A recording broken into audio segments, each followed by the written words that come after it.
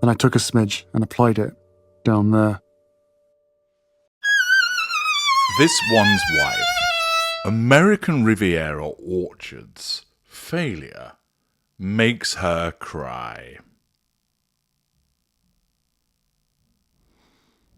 There, you hear the sound of me getting the world's teeny tiniest itsy bitsy violin organised to express sympathy for the Duchess of Delusion. Yes, the Princess of Nigeria, the beige one, apparently is experiencing some upset. Oh, didums. Jessica Gibb and Emma Wilson, they got their heads together for this one to report in the Mirror. This One's Wife in tears over unfair criticism of American Riviera Orchard retirement homes.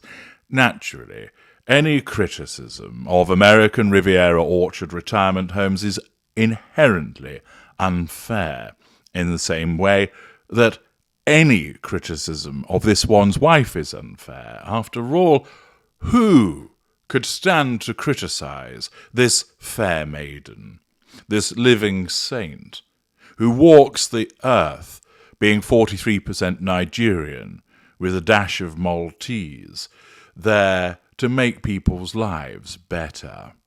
An individual whose sole purpose is to ease the suffering of those around her for the right fee. An individual who has been sent to inspire us all by regurgitating the contents of fridge magnet platitudes.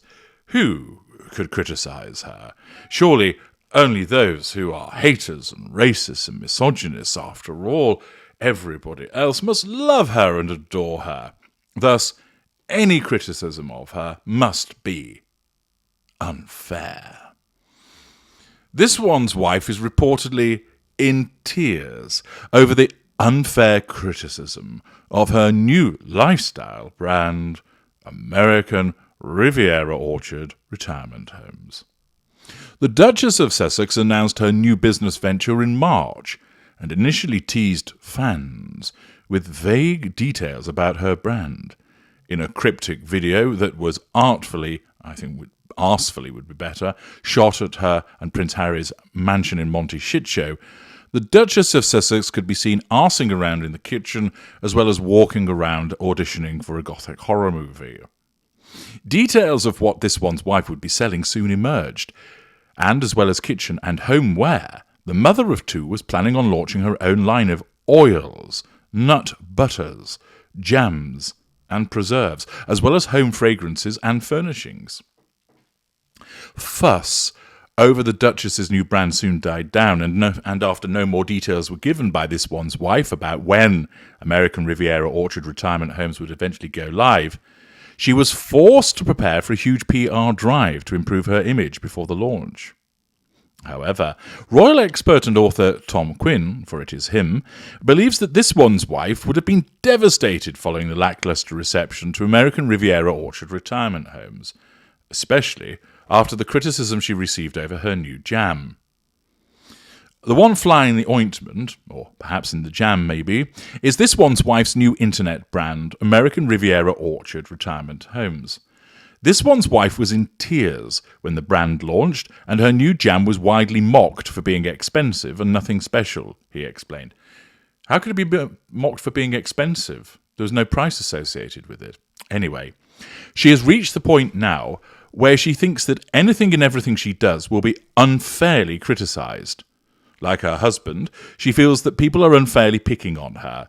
She cannot understand why people don't admire her work. He claimed This One's Wife was not prepared for any possible criticism she might face once American Riviera Orchard Retirement Home goes live later this year.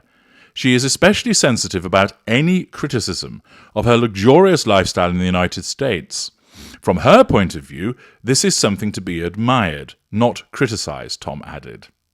Well, indeed, This One's Wife thinks that by being a talentless nobody that marries a prince, that should be admired, because that's all she is. However, she doesn't see herself as that. She sees herself as a brilliant actress who parked being a brilliant actress for the purposes of ensuring that she then entered the world as a philanthropist, as a bananitarian, as a leader of women, as an empowerer of girls. She sees herself as a fashion icon. She sees herself as a brilliant content creator. And she honestly cannot understand why people criticize her. She is completely incapable of grasping why it is that people criticize her again and again and again. She is unable to recognize the legitimacy of this criticism as a consequence of the fact that her narcissism blinds her to it. She thinks she's brilliant. Most other people can see that she's not. She thinks that she's kind. Most of the people can see that she's far from kind. And one of the things that this narcissist will do, because she is a passive-aggressive mid-range narcissist, is she'll turn on the waterworks by way of a pity play. Accordingly, when she receives the threats to control which are criticism about her brand, and let's be frank here, it's entirely justified. It's a shitty lifestyle brand. What have you got? Or as Al Pacino might say, what have you got? The fact is, you have this beige label with this shitty cursive on it. The name is appalling. American Riviera Orchard. I mean, come on. The concept isn't unique. It's been done by bigger and better beasts, and it's been so cack-handed. The Instagram launch, the landing page will only take your email address, jam scam, it's a mess.